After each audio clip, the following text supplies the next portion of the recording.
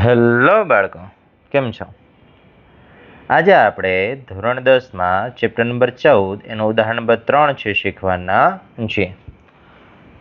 હવે એની અંદર આપણને રકમ આપે છે કે ધારો કે આપણે પાસાને એકવાર ફેંકીએ છીએ તો પાસા ઉપરના પૃષ્ઠ ઉપર 4 કરતાં મોટી સંખ્યા મેળવવાની સંભાવના કેટલી છે?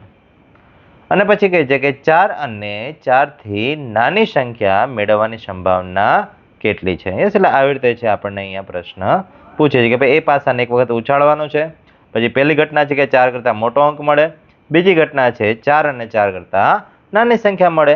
તો કે સૌથી પહેલાં તો આપણે એ વિચાર કે ભાઈ પાસાને આપણે જ્યારે એકવાર ફેંકીએ ત્યારે કુલ પરિણામ કેટલા મળે? તો કે કુલ પરિણામ છે 6 મળે. એટલે સૌથી પહેલાં તો લખી નાખીએ કે ભાઈ અહીંયા પાસાને એક વખત ઉછાળતા અથવા ફેંકતા પાસાને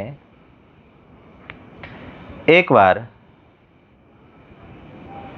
ફેંકતા કુલ પરિણામ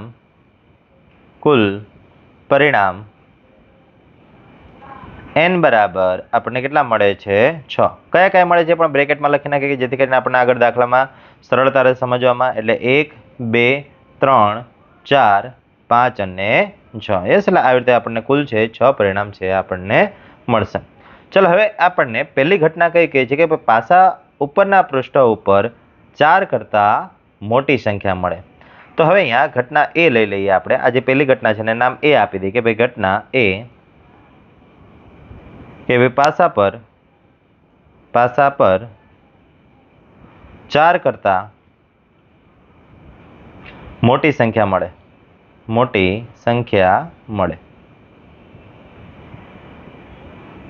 ચલો હવે ઘટના એ બને તેવા પરિણામ.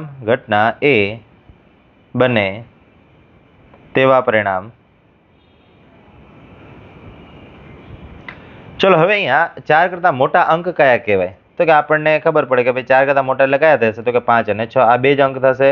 યસ, એટલે કે અહીંયા ઘટના બને તેવા પરિણામ કેટલા થશે? m બરાબર 2. યસ, એટલે અહીંયા આપણને ઘટના બને તેવા પરિણામ m બરાબર 2 મળે. તેની સંભાવના લખીએ ભાઈ p ઓફ a બરાબર ઘટના બને તેવા પરિણામ ભાગ્યા કુલ પરિણામ ઘટના બને તેવા પરિણામ 2 ભાગ્યા કુલ પરિણામ 6. યસ, ધારો કે અહીંયા છેદ ઉડાડવાનો પ્રયત્ન કરીએ તો અહીંયા 2 એકા 2 અને 2 તેરી 6 એટલે જે ઘટના બને એની સંભાવના કેટલી થશે? 1/3.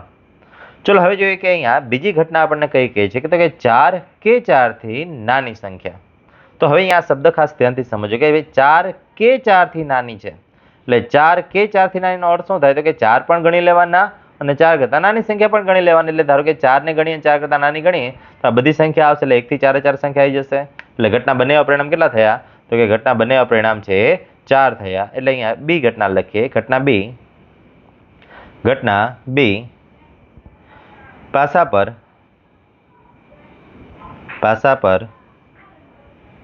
4 કે 4થી નાની સંખ્યા મળે. તો ઘટના બી બને તેવા પરિણામ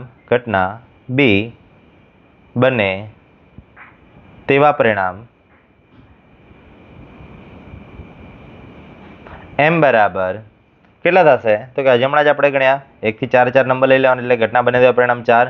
તેની સંભાવના p ઓફ b બરાબર ઘટના બને તેવા પરિણામ એટલે કે m છેદમાં કુલ પરિણામ એટલે n ઘટના બને તેવા પરિણામ 4 ભાગ્યા કુલ પરિણામ 6. 2 વડે છેદ ઉડાડે તો 2 દુ 4 2 તેરી 6. એટલે જે જવાબ આવશે કેટલો આવશે? આપણને 2/3 મળશે. એટલે બાળકો અહીંયા આવી રીતે છે દાખલો પૂર્ણ થાય છે. થેન્ક યુ બાળકો.